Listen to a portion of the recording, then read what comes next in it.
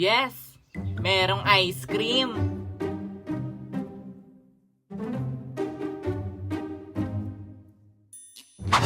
Ay, isda lang pala. Akala ko ice cream. Akala ko ice cream.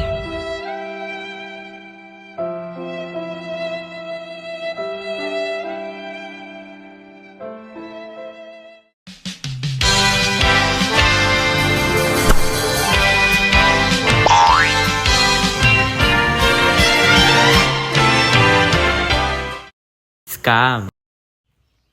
Hello guys! Welcome nga pala dito sa channel ko.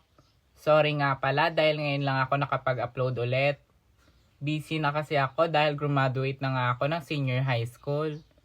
So wag na nga nating papatagalin. Umpisan na natin! Habang nagsascroll nga ako sa online ay may pumukaw ng atensyon ko. Kundi yung drone na tig 800 plus ata yun sa pagkakatanda ko. Bago nga ako nag-order ay tiningnan ko muna yung ratings. At ayun nga, legit nga ito. At ayun na nga, dali-dali na nga ako nag-order. 2,000 years later.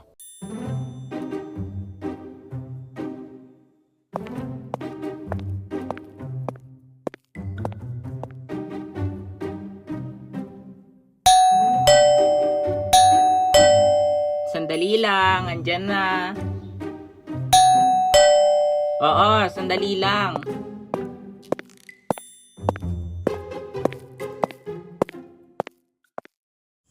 Hi, salamat. Dumating din.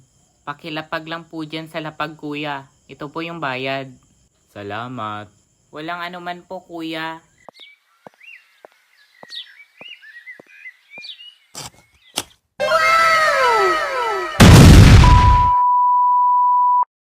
At pagkadating nga ng parcel, ay dali-dali ko na nga itong binuksan.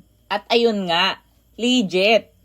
Kaso nung papaliparin ko na nga ito, ay hindi na gana yung isang Elisa propeller sa Ingles.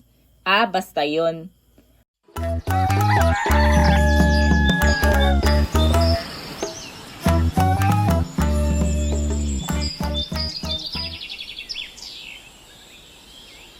Habang pinapalipad ko nga ito, hindi talaga siya tumataas at nababangga lang ito kung saan saan. At ito nga yung proof ng drone na hindi nalipad. Baka kasi hindi kayo maniwala. Joke! So ito nga pala yung drone guys, no? Ito. So medyo alikabok na to siya dahil matagal na. So ganito siya pag in-assemble. Ay, baliktad. So, dapat mauuna tong ano. Ito. Diba? Super alikabok na. Diba? Yan. Dito yung camera niya. At dito yung power button. At andito naman yung remote niya, guys. Dito. Diba? Alikabok. Matagal na kasi, guys.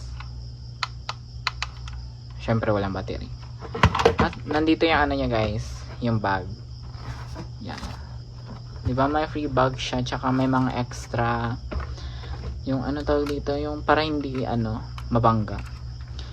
Pero nung dumating siya sa akin guys, hindi umaandar yung dito banda oh. Yan dito. Basta nandito. O 'di ba? Pinayos ko pa to sa pinsan ko pero hindi talaga siya naayos guys.